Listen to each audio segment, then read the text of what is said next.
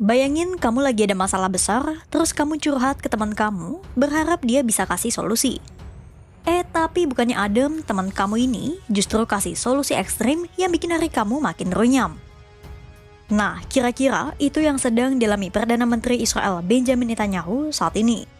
Israel awalnya sangat khawatir dengan produksi rudal massal Iran dan meminta Amerika Serikat untuk menekan Teheran. Tapi jawaban Presiden Amerika Serikat Donald Trump di luar prediksi. Alih-alih mengatur strategi sembari melihat kesiapan Israel, Trump justru mengerahkan militernya mendekati Timur Tengah sembari mengirimkan ancaman keras ke Iran. Media-media Israel segera mengabarkan kalau manuver dadakan Trump ini bikin Netanyahu kelabakan. Mereka sadar kalau Amerika Serikat menyerang, maka Israel lah yang bakal jadi sasaran ampuh Iran. Pahitnya lagi, di tengah ketegangan ini, urusan masa depan Gaza justru diserahkan Amerika Serikat ke negara lain tanpa melibatkan Israel.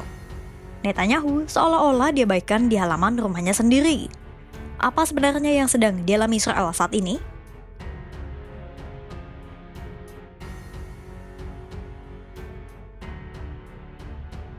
Israel memang butuh Amerika Serikat, tapi kehadiran Washington ke Timur Tengah terlalu cepat. Melansir dari The New York Times 14 Januari 2026, Netanyahu dilaporkan langsung menelepon Trump memohon agar Amerika Serikat menunda serangan ke Iran.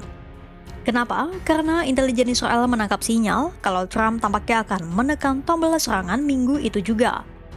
Bagi Israel, kecepatan Trump bertindak adalah sebuah anomali. Biasanya Amerika Serikat akan berkoordinasi berbulan-bulan. Tapi kali ini, Trump bertindak seperti penembak jitu yang tidak butuh aba-aba dari pengamatnya. Walaupun Trump tampak mereda setelah obrolan telepon itu, 2 hari berselang, dia tetap mengirim pesan yang menggetarkan kawasan. 12 jet tempur F-15 tiba-tiba sudah tiba di Yordania, dan kapal induk USS Abraham Lincoln langsung berlayar kencang dari Laut Cina Selatan ke Timur Tengah.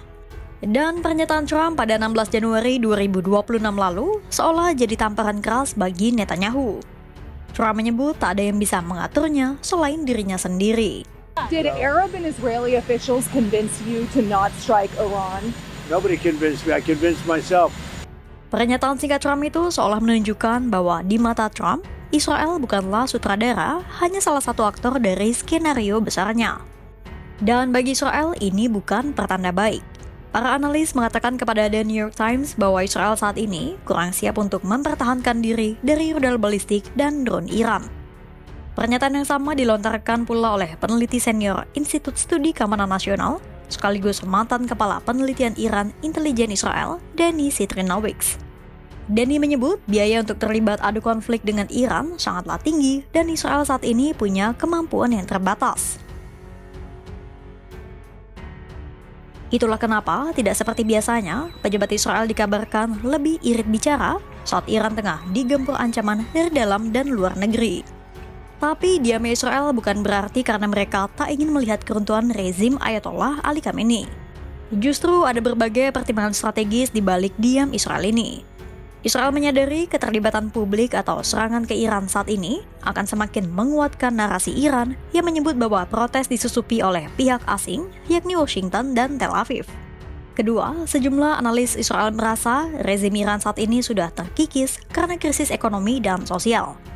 Maka para analis merasa tanpa keterlibatan langsung Israel, Iran akan runtuh dari dalam.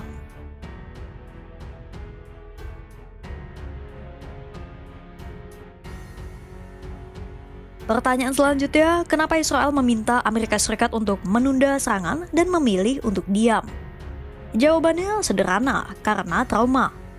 Netanyahu mungkin bisa berkata keras di depan kamera, mengancam akan membawa Iran ke titik yang tidak bisa kembali lagi. Seperti pernyataannya pada Senin, 19 Januari 2026 ini.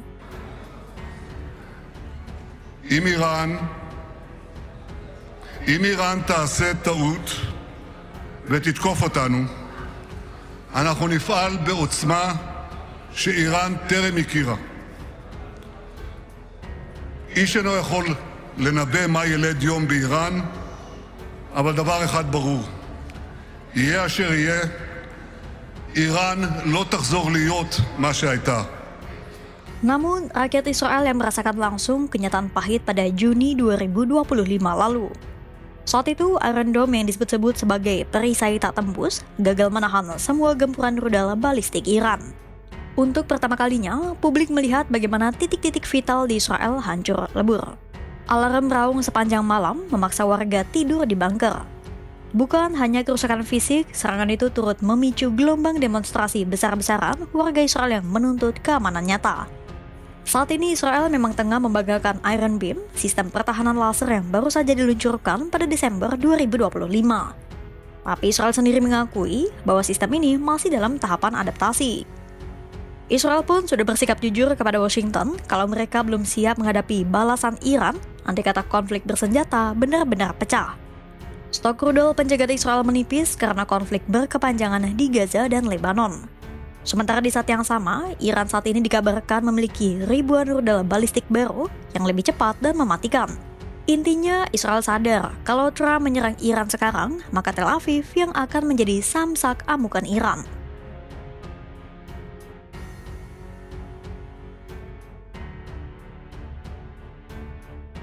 Dilema Israel tak hanya soal potensi perang dengan Iran.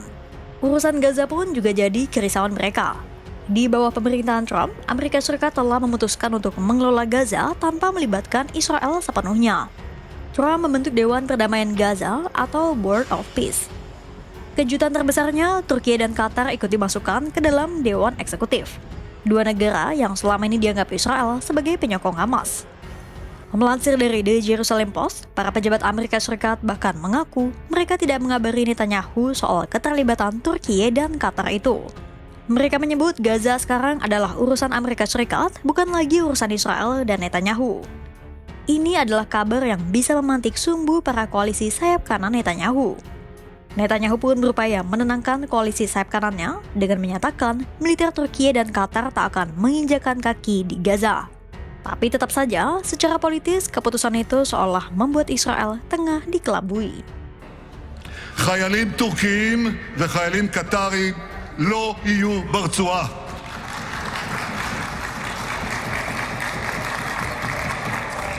יש לנו ויכוח מסוים עם ידידינו בארצות הברית על הרכב מועצת היועצים, כך קוראים לזה, מועצת היועצים שתלווה את התהליכים בעזה. עכשיו, יש ויכוח, אני שם אותו כאן על הבמה, על הפודיום. Walau mengakui adanya perbedaan pendapat, Netanyahu masih berusaha menunjukkan bahwa hubungannya dengan sekutunya, Trump, baik-baik saja. כשמדובר באינטרסים החיוניים של מדינת ישראל, אפשר להתווכח, אפשר לחדד את עמדתנו, ואגב, אפשר גם להגיע להסכמות.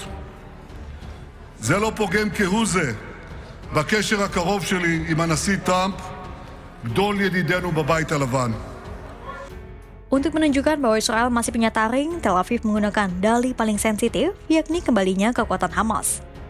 Mengutip dari The Times of Israel, lembaga pertahanan Israel mulai menyuarakan peringatan keras. Mereka berdalih bahwa keputusan Trump memasukkan Turki dan Qatar adalah kesalahan fatal. Bagi militer Israel, kehadiran dua negara itu justru jadi angin segar bagi Hamas. Israel menuduh bahwa Hamas sekarang merasa semakin berani dan termotivasi untuk pulih dari kerugian perang.